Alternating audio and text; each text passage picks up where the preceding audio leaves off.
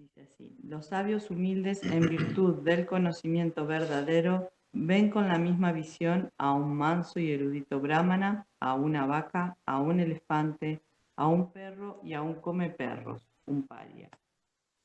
Aquellos que tienen la mente establecida en la igualdad y en la ecuanimidad ya han conquistado las condiciones del nacimiento y la muerte.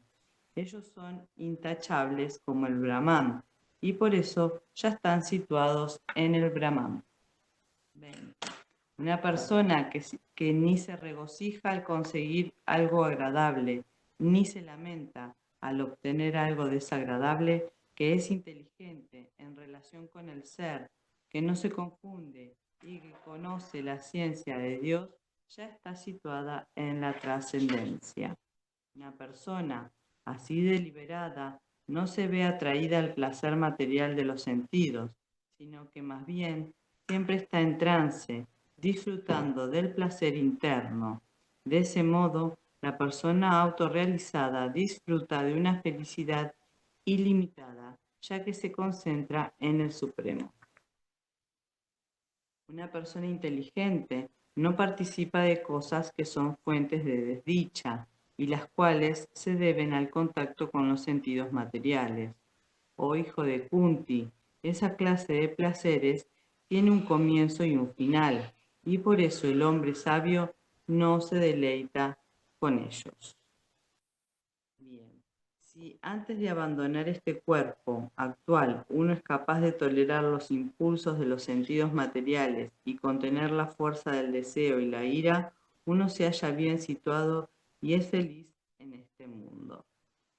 El último verso: aquel cuya felicidad es interna, que es activo y se regocija internamente y cuya meta es interna, es en verdad el místico perfecto. Él está liberado en el Supremo y al final llega al Supremo. Bien. Vamos a cantar juntos, por favor. Om Namo Bhagavate Vasudevaya. Om Namo Om Namo Bhagavate Vasudevaya. Om Namo Bhagavate Vasudevaya. Muy bien. Entonces continuamos leyendo el Bhagavad Gita, versos muy, muy enriquecedores para nuestra práctica espiritual. Y bueno, desde el verso número 18 ya Prabhupada está explicando que una persona consciente de Krishna no hace diferencia entre especies o castas, ¿verdad? Porque puede realizar, ver que para Madma, la porción de la superalma, está situada en el corazón de todos. Yo dividí los versos desde el 17 hasta el 21, creo, y del 22 al 24, lo vi como en dos secciones dentro de esta pequeña sección que tenemos. Una es sobre estar situado en la trascendencia y la segunda es sobre el placer falso y temporal o verdadero y permanente. ¿Sí? Porque van a ver que por un lado se está hablando en los primeros versos que nos tocaron el día de hoy sobre estar situado en la trascendencia y cómo eso se conecta, ¿sí? Y de verdadera identificación de lo que sería algo que nosotros buscamos por naturaleza, que es el placer, que es la felicidad. Entonces voy a hacer como un pequeño desglose ahí. Entonces, como decía, en el primer verso, Prabhupada entonces nos está hablando de una característica fundamental de la persona que practica la autorrealización, y es la de no hacer diferencias. Cuando habla de no hacer diferencias, habla de algo internamente. Se entiende que externamente hay diferencias sociales y uno entiende y comprende, ¿no?, las diferentes posiciones sociales que ocupan las personas, las diferentes clases de especies que hay. Entonces, por ejemplo, no sé, acá en la finca con los devotos tenemos perros o convivimos con muchos animales, pero los animales, por ejemplo, o en el caso de los perros, uno se relaciona en el o sea, de una forma correcta con los perros, con los animales, etcétera, etcétera. Bueno, me metí en un terreno, pero a nivel conciencia, nosotros entendemos que acá en Kumara, en Kunti, en Roma, en cada uno de los animales de acá de la comunidad está Krishna. Entonces, y uno se relaciona de una forma, o debería, y está la práctica de relacionarse de una forma consciente.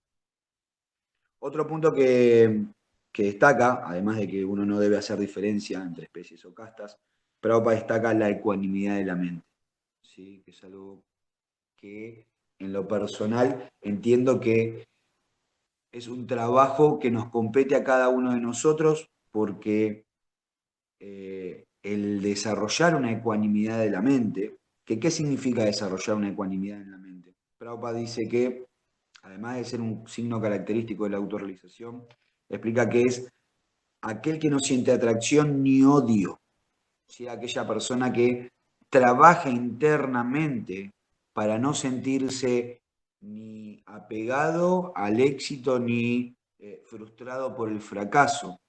Sí, ese es un trabajo que lo podemos hacer nosotros en el día a día en base a todas las actividades que vamos realizando. Y que por lograr ese estado de ecuanimidad de la mente, nos volvemos, como dice, nos volvemos merecedores de entrar en el cielo espiritual. Entonces, es un trabajo muy importante. Hace poco me acuerdo de estar hablando con un practicante de esta ciencia espiritual, del Bhakti Yoga, y que le decía que lo que yo puedo destacar de los devotos que se mantienen en el tiempo es que rápidamente hacen un proceso para lograr cierta ecuanimidad, cierta estabilidad mental y emocional. Y que he visto una característica repetitiva en las personas que entran y salen en conciencia de Krishna, en la práctica del Bhakti Yoga, porque su mente oscila todo el tiempo entre el amor y el odio, el amor y el odio. Y de repente ama a los devotos y de repente está enojado con los devotos y de repente ama a los devotos y está enojado con los devotos. Esa persona, tarde o temprano, o sea, en estos años he visto como termina pisando el palito y, y bueno, por eso es que, bueno, entiendo que la ecuanimidad de la mente es algo que Prabhupada acá está destacando que es súper importante y que nosotros debemos trabajar para lograr esa ecuanimidad. Por último, da en uno de los últimos versos de esta sección, ¿sí? Sobre estar situado en la trascendencia, habla del concepto de stira buddhi, que significa aquel que no se deja engañar por la identificación del cuerpo con el ser. Dicho en otras palabras, aquella persona que sabe, ¿sí?, que este cuerpo material es temporal, pero que su esencia realmente es espiritual y eterna, aquella persona que se identifica con el alma espiritual y no con el cuerpo material, ¿sí?, es una persona que está en el estado de stira buddhi. Y esto nos conecta con la segunda sección de los versos que hemos leído el día de hoy, porque cómo una persona no, puede dejar de identificarse con el cuerpo material y identificarse con el ser. En principio, básicamente con la práctica del servicio devocional. Porque uno puede llegar a estar confundido. Porque como somos eternos buscadores de placer, ¿sí?, lo que nosotros tenemos para disfrutar hoy, este cuerpo es un instrumento que a través de los sentidos nos permite tener una sensación de disfrute.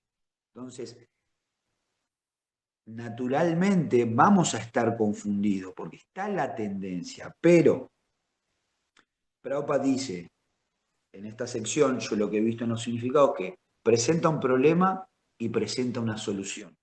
El problema es que mientras más adictos a los placeres materiales nos volvemos, más nos atrapan los sufrimientos materiales.